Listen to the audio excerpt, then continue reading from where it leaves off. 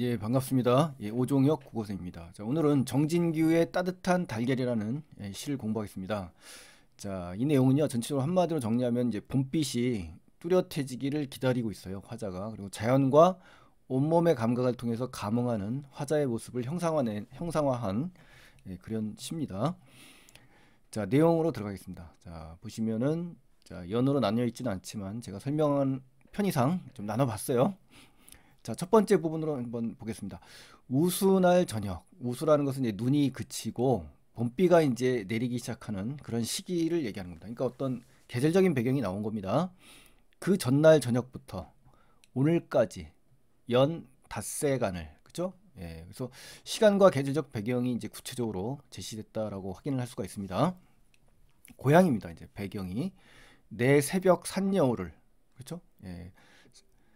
자, 산여울이라는 또 공간적 배경이 나왔죠. 예, 시간과 공간적 배경, 새벽이라는 시간, 예, 배경이 주로 제시됐다 이렇게 정리를 하시면 되겠고, 여기서 여울이라는 것은 이제 강이나 바다 따위, 특히 여기서는 강이 되겠네요. 근데 바닥이 얕거나 이제 폭이 좁아서 물살이 거세게 이제 세차게 흐르는 그 부분을 여울이라고 합니다, 여러분. 자, 찰박대며 뛰어 건너는. 자, 찰박댄다라는 것은 이제 찰바닥 대다의 준말입니다. 그래서 얕은 물이나 진창, 여러분 진흙창 아시죠? 예, 거칠게 밟히는 소리가 자꾸 난다는 겁니다. 그러니까 찰박거리다, 찰박찰박하다, 찰박이다. 그렇죠? 이러한 어떤 그 동적인 이미지하고 청각적인 이미지가 좀 떠오르죠. 그렇죠? 예, 그러면서 생동감을 지금 여기서 우리가 이 장면에서 지금 얻을 수가 있는 겁니다. 자, 이쁜 발자국 소리. 자, 이 발자국 소리가 이제 긍정적으로 지금 수식되는 거 아시죠? 수식어가 이제 이쁘다라는 표현을 통해서 긍정적인 소리라는 걸 알 수가 있고요. 전체적인 흐름 속에서 보면은 청각적인 심상이지만 이 봄이 오는 소리입니다. 봄 기운을 얘기하는 거예요. 그래서 하날이라는 것은 하나를, 그렇죠? 이 하날이 반복이 되기 때문에 시어의 반복이 된 거고요. 리듬을 줍니다. 이 반복을 통해서 강조도 되고요. 그래서 봄빛을 이제 감각적으로 구체화한 부분이 이 부분이라고 할 수가 있습니다. 여러분 아셨죠? 봄빛, 봄 기운이 감각적으로 형상화됐다. 이렇게 표현하시면 되고요. 두 번째 부분 가겠습니다. 이제는 이라고 이제 제가 넣어봤습니다. 부사를 넣으면 더 확연하게 이 시간의 흐름을 갖다가 읽을 수가 있거든요.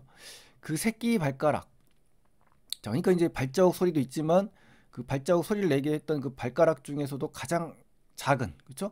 맨 끝에 5발가락 가운데서도 맨 끝에 있는 그 발가락입니다. 그렇죠? 예, 굉장히 표현이 섬세하죠. 그래서 그 하나를, 그렇죠? 가만 만지자길, 그렇죠? 수도 있었더니. 그러니까 이제 봄이 오는 건데요. 봄 소리가 지금 들리고 청각적인 심상이 있고 그 새끼 발가락이라는 어떤 시각적인 이미지를 통해서 봄이 훨씬 더 어떻습니까? 화자에게 좀 더 가까워 있다는 것을 우리가 느낄 수가 있죠. 그렇죠? 예, 그러면서 가볍게 주무르듯이 만질 수 있다. 그래서 제가 촉각적인 심상이라고 또 표현을 해봤습니다. 그러니까 그만큼 봄이 훨씬 더 선명하게 가까웠다라고 이제 드러내기 위한 작가의 표현 방식인 겁니다. 그래서 가만가만이라는 것은 이제 음성 상징어죠. 음성 상징어는 어떨 때 쓴다고 했죠? 생동감, 그렇죠? 현장감을 주는 그러한 단어입니다. 그래서 움직임 따위가 드러나지 않도록 아주 조용조용, 그렇죠? 살금살금, 의태어죠, 의태어. 슬금슬금 가만히 이렇게 다가온다는 겁니다. 그래서 봄빛을 감각적으로 굉장히 세밀하고 일부까지, 그죠? 어떤 그 부분까지 정밀하게 지금 구체화시켰다는 걸 볼 때 굉장히 세밀한 그런 시라는 걸 알 수가 있고요. 또 봄이 좀 더 화자에게 가까이 왔다, 그죠? 자연의 변화가 지금 오고 있다. 이걸 느낄 수가 있습니다. 그래서 시간의 흐름을 제시한 표현이다라고 확인할 수가 있는 겁니다. 그래서 선명한 봄 기운, 자, 봄 기운입니다. 봄이 완연하게 온 것은 아닙니다만 점점 다가오는 이 봄 기운을 얘기하는 겁니다. 우리 고전에 춘광이란 말을 많이 쓰거든요. 그래서 봄기, 그죠? 봄 기운, 춘색이란 말도 우리 고전에 많이 씁니다. 그래서 이렇게 배울 때 단어를 익히시는 것이 좀 좋을 것 같습니다. 춘광, 춘색, 그죠?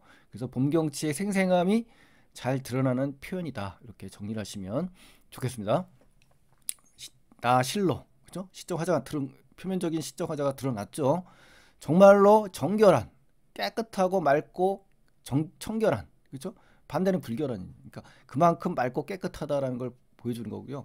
그러한 말씀만 고를 수 있었더니, 그렇죠? 예, 그러니까 뭔가 그 봄에 대한 어떤 그 깨끗함, 맑고 산뜻한 그런 이미지를 우리가 여기서 읽을 수가 있는 겁니다. 그래서 뭐뭐 할 수 있었더니, 그렇죠? 뭐뭐 할 수 있었더니 이런 표현, 이런 걸 봤을 때 유사한 문장의 구조가 반복되면서 리듬을 탄다는 거 확인해 주시면 좋겠습니다. 그가 왔다. 자, 그가 왔습니다. 그는 누굴까요? 봄 기운이 되겠죠. 그렇죠? 봄 기운을 의인화한 겁니다.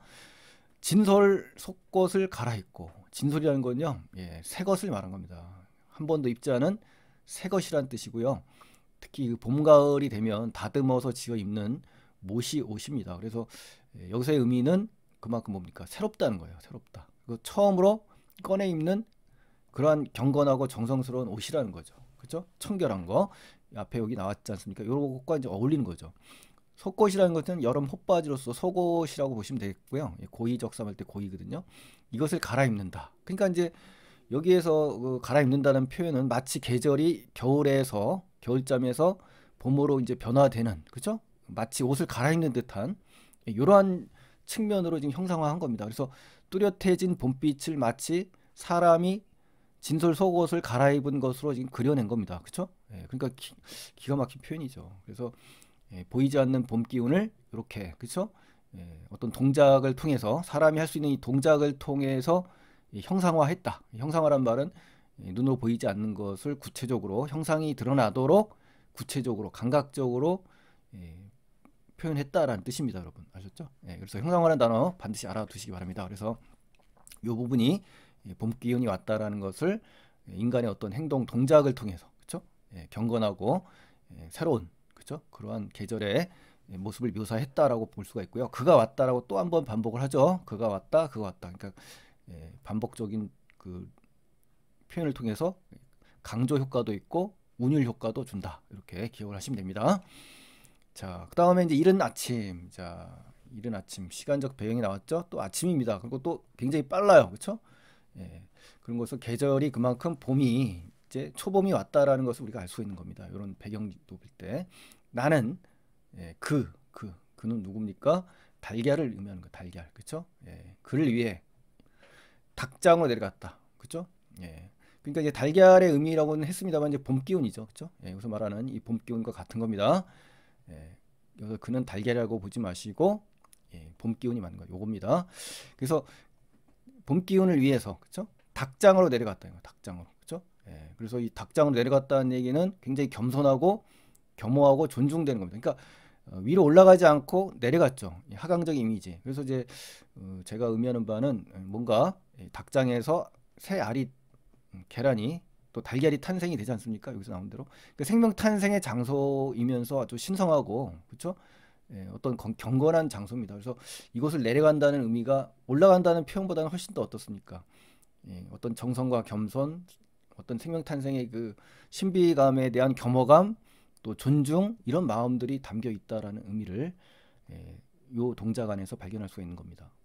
따뜻한 달걀이라는 것은요, 봄의 속성을 상징적으로 드러내는 그러한 식구입니다. 그래서 부활의 그 상징, 재생, 부흥, 다산, 탄생, 생명력, 그렇죠?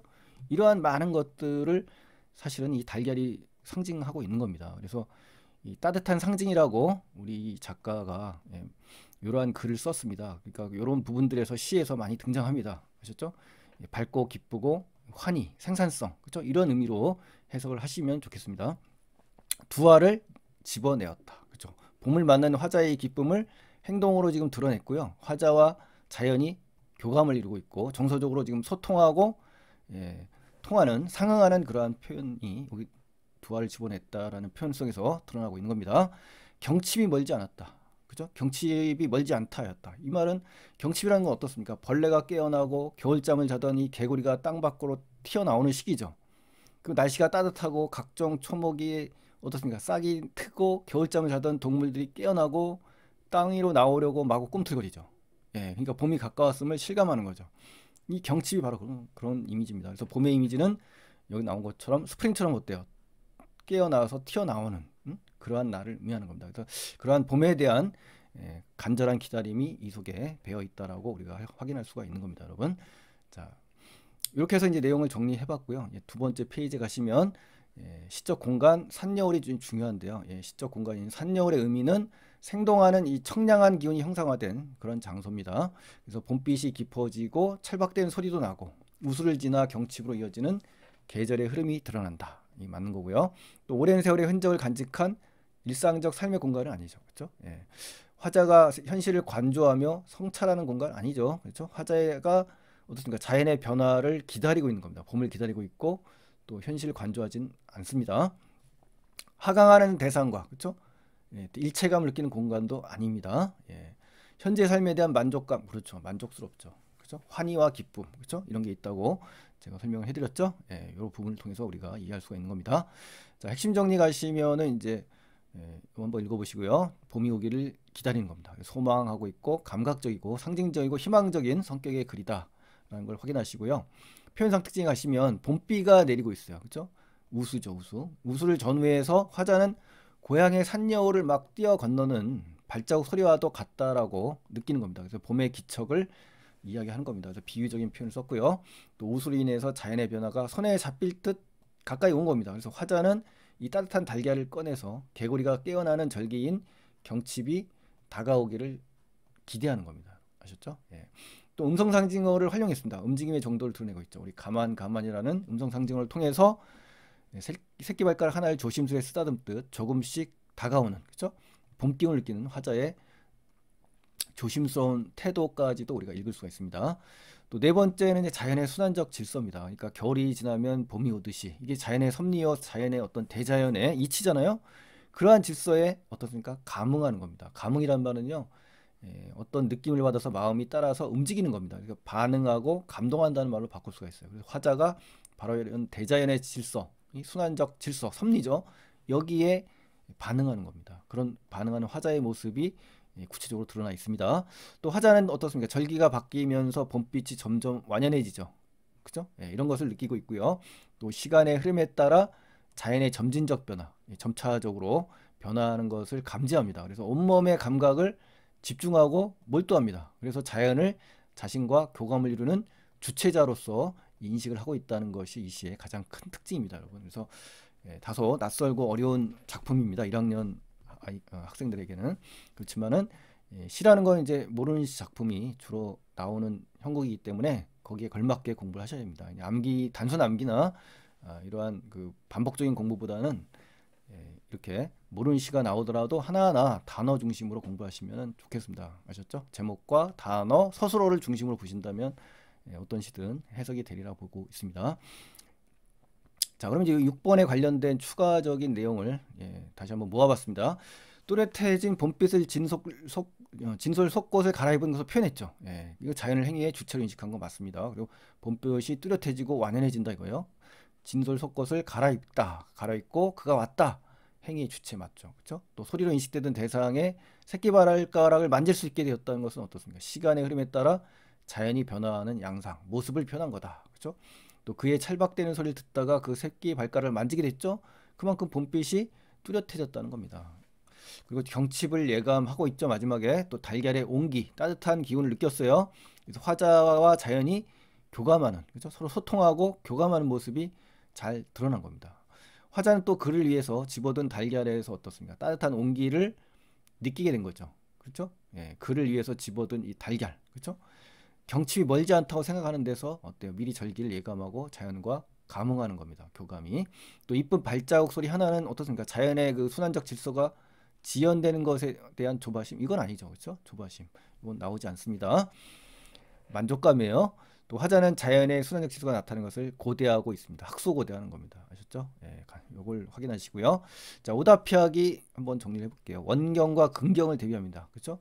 심지어 거리감을 표현. 원근법은 안 나옵니다, 여러분. 가까운 경치, 먼 경치거든요. 그러니까 먼 경치와 가까운 경치를 대비한 거 없습니다. 또 청자를 명시적으로 드러냈다. 화자와 청자가 있을 텐데 이 청자가 명시라는 건 뚜렷하게 드러났느냐 이거죠.